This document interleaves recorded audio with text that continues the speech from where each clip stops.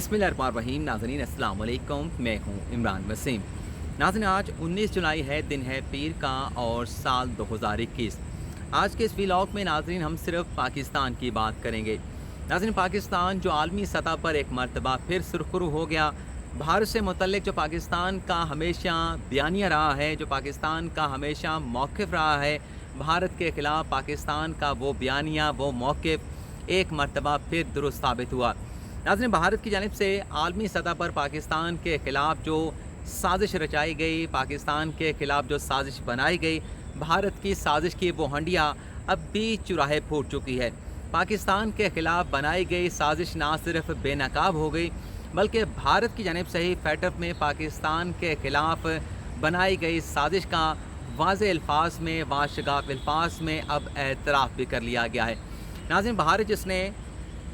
پہلے دن سے کبھی پاکستان کو تسلیم ہی نہیں کیا، 14 اگست 1947 سے لے کے آج 19 جولائی 2021 ہے، ان 73-74 سالوں میں بھارت کی جانب سے ہر روز پاکستان کے خلاف نئی سازش تیار کی گئی، نئی منصوبہ بندی کی گئی. چاہے پاکستان کے سفارتی معاملات ہوں، چاہے پاکستان کے سیکیورٹی کے معاملات ہوں، چاہے پاکستان کے مالی معاملات ہوں، بھارت نے ہر معاملے میں پاکستان کے خلاف منصوبے بنائے ہیں، پاکستان کے خلاف سازشیں تیار کی ہیں. اور بھارت کا ان سازشوں کا ہمیشہ یہ مقصد رہا ہے کہ پاکستان کو کسی نہ کسی طریقے سے غیر مستحکم کیا جائے، پاکستان کو کسی طریقے سے بھی مستحکم نہ ہونے دیا جائے. اور یہ بھی بھارت کا ہمیشہ مقصد رہا ہے کہ ان سازشوں کے ذریعے، ان منصوبوں کے ذریعے پاکستان پر کسی نہ کسی معاملے پر عالمی سطح کا جو دباؤ ہے اسے برقرار رکھا جائے. اور یہ جو منصوبے بھارت کی جانب سے پاکستان کے خلاف بنائے جاتے ہیں،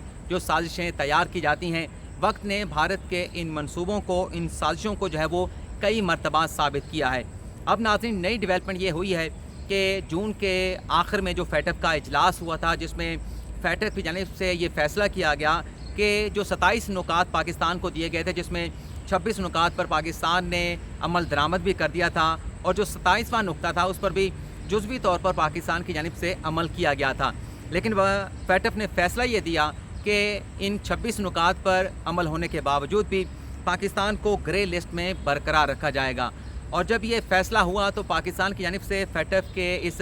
ڈیسیژن کے اوپر جو ہے وہ سوالات اٹھائے گئے، خاص طور پر وزیر خارجہ شاہ محمود قریشی کی جانب سے. شاہ محمود قریشی صاحب کا فیٹف کے اس فیصلے کے اوپر کیا کہنا تھا وہ تو آگے چل کے آپ ناظرین کو میں پڑھ کے سنا دوں گا، بتا دوں گا. لیکن اب جو بھارت نے اعتراف کیا ہے کہ کس طریقے سے فیٹف کو لے کر بھارت نے پاکستان کے خلاف جو ہے وہ سازش تیار کی، اور بھارت نے اس بات کو یقینی بنایا کہ پاکستان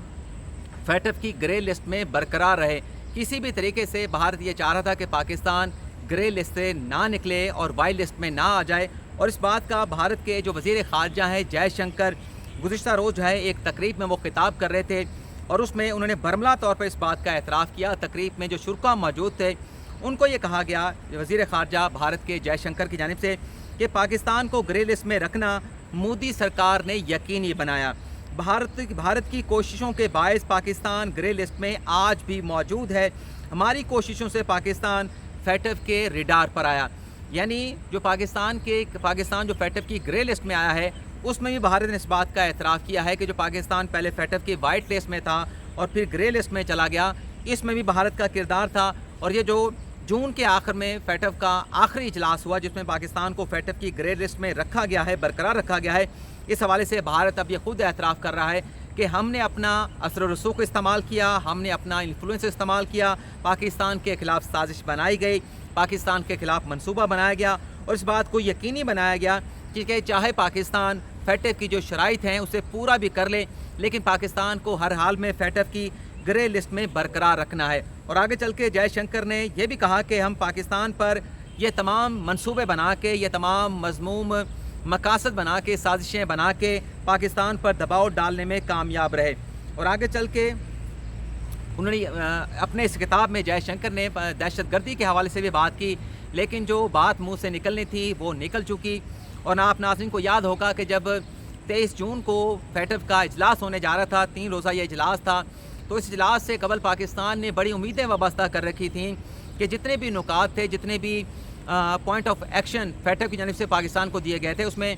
آلموسٹ جو ہے وہ پاکستان عمل درآمد کر چکا تھا، اور پاکستان بڑا پر امید تھا کہ فیٹف کے اس آخری اجلاس میں پاکستان کا نام جو ہے وہ گرے لسٹ سے نکال دیا جائے گا۔ لیکن اس کے بعد پھر کیا ہوا اس پر زیادہ میں بات نہیں کروں گا، کیونکہ پہلے بھی میں تھوڑی سی بات کر چکا ہوں کہ کس طریقے سے پاکستان کو فیٹف کی گرے لسٹ میں برقرار رکھا گیا۔ لیکن فیٹف کا یہ فیصلہ سامنے آنے کے بعد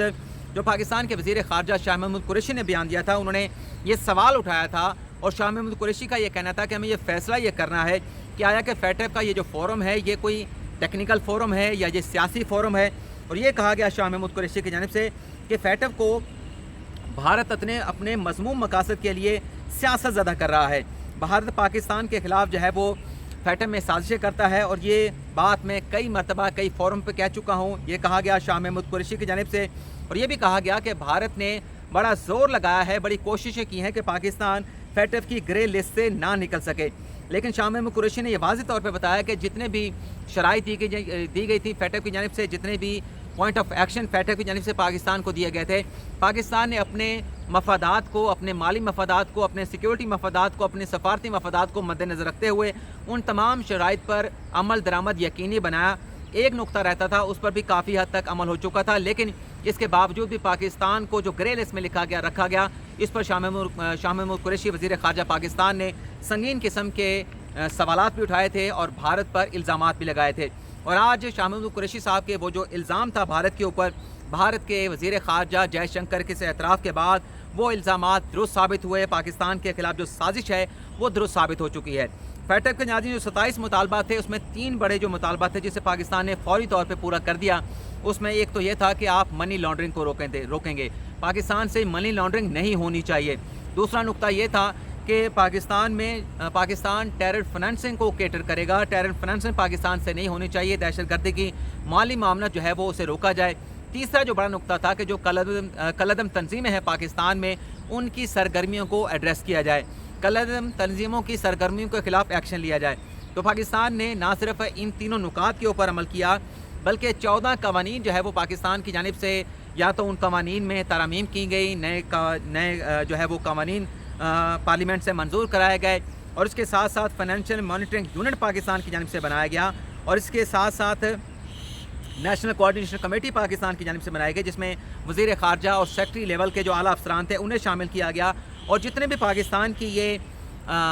کوششیں تھیں فیٹف کے شرائط کے حوالے سے، اسے یورپی یونین کی جانب سے بھی سراہا گیا، فیٹف کی جانب سے بھی سراہا گیا، اور دیگر فورم کی جانب سے سراہا گیا۔ لیکن بدقسمتی سے بھارت کا جو ایک منصوبہ تھا، جو بھارت کی سازش تھی، وہ کامیاب ہوئی، لیکن کامیاب ہونے کے بعد اسے ناکام بھی بھارت کے خود وزیر خارجہ جے شنکر نے کر دیا۔ تو پاکستان فیٹف کی گرے لسٹ سے کیوں نہیں نکل پا رہا، یہ تو بات اب واضح ہو چکی ہے۔ لیکن ایک طرف تو پاکستان کا معاملہ ہے کہ بھارت پاکستان کے خلاف سازشیں کرتا ہے، دہشت گردی کا الزام لگاتا ہے، ٹیرر فنانسنگ کا الزام لگاتا ہے، منی لانڈرنگ کا الزام لگاتا ہے، کالعدم تنظیموں کی سرپرستی کا الزام لگاتا ہے۔ تو دوسری طرف اگر دیکھا جائے تو بھارت خود کیا کر رہا ہے؟ بھارت کے اندر یورینیم پکڑی جاتی ہے، جس سے دھماکہ خیز مواد بنائے جاتے ہیں، ایٹمی دھماکے بنائے جاتے ہیں، وہ پکڑے جاتے ہیں، اس پر کسی قسم کا ایکشن بھارت کے خلاف نہیں لیا جاتا۔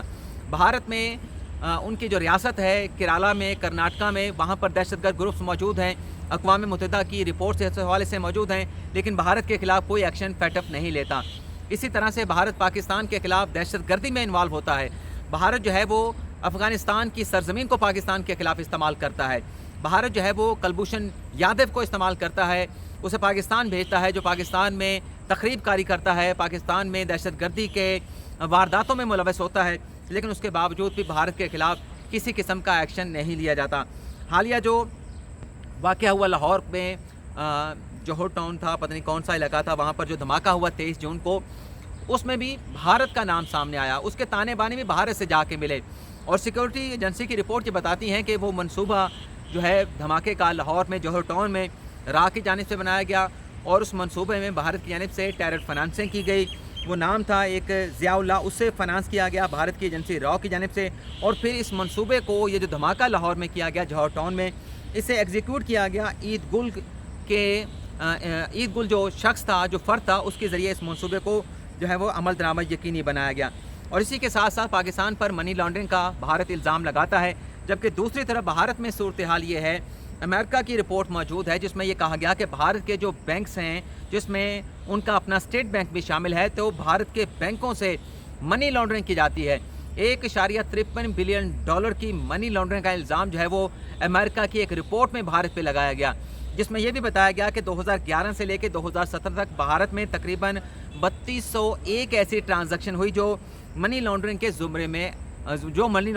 میں آتی تھیں. تو یہ ناظرین ایک طرف پاکستان کے ساتھ اقوام عالم کا یہ سلوک ہے, دوسری طرف بھارت جو کہ ایک بگ مارکیٹ ہے جہاں پر سرمایہ بھی نظر آتا ہے, عالمی سرمایہ کاروں کو, عالمی جو فورمز ہیں, جو اقوام عالم ہیں, ایک بڑی مارکیٹ ہے. بھارت بڑا ملک ہے, وہاں پر انویسٹمنٹ کی جا سکتی ہے, بڑی مارکیٹ اسے قرار دیا جاتا ہے. تو پاکستان جو اپنے محل وقوع کے اعتبار سے بڑی خطے میں بڑی اہمیت کا حامل ہے, اس کے ساتھ دنیا کا کیا سلوک ہے آپ دیکھ سکتے ہیں. پاکستان کوششیں بھی کر رہا ہے, فیٹ اپ کی شرائط کے اوپر آلموسٹ پاکستان عمل کر چکا ہے, لیکن دوسری طرف بھارت کسی قسم کی سرگرمیاں کرتا ہے, کس طرح سے بھارت دہشت گردی میں انوالو ہے, کس طرح پاکستان میں تخریب کاری میں بھارت انوالو ہے, کس طریقے سے بھارت کے اندر دہشت گردی کے گروپس موجود ہیں, اور کس طریقے سے بھارت میں منی لانڈرنگ ہو رہی ہے, ٹیرر فنانسنگ ہو رہی ہے, لیکن وہاں پر کوئی ایکشن جو ہے وہ نہیں لیا جاتا. لیکن یہ 21ویں صدی کا دور ہے, جہاں ہی کوئی ایکشن کسی فورم کی جانب سے لیا جائے نہ لیا جائے, لیکن چیزیں جو ہے وہ اب ڈھکی چھپی نہیں رہ سکتی. کون کس کے خلاف سازش کر رہا ہے, کون کس کے خلاف منصوبے بنا رہا ہے, یہ ساری چیزیں آج نہیں تو کل جو ہے وہ منظر عام پر آ ہی جاتی ہیں. آپ ناظرین سے اجازت چاہیں گے. اللہ حافظ.